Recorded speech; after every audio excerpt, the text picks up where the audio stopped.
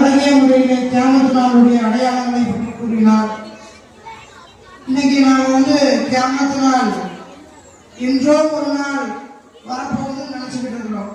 ஆனா அந்த மாணவர் சொல்லி காமிச்ச அடையாளங்களை எல்லாம் வைத்து பார்த்தோம் ஆனால் கியாமத் ரொம்ப அருகாமையில் இருக்கிற மாதிரி தெரியுது. உலகத்துல பாவங்களும் அநியாயங்களும் அதிகமாயிடும் சொன்னாங்க.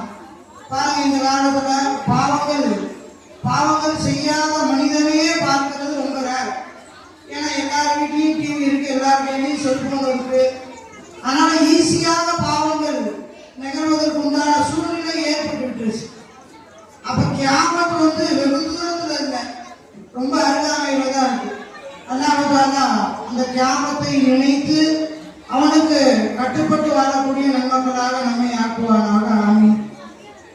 அடுத்தபடியாக ஷம்சுல் ஆரிஃபீன் ஆண்கள் மதரசாவை சேர்ந்த சாஜித் இமாம் என்ற மாணவர் மரணமாகும் மனிதனின் நிலையை பற்றி சொல்வார்.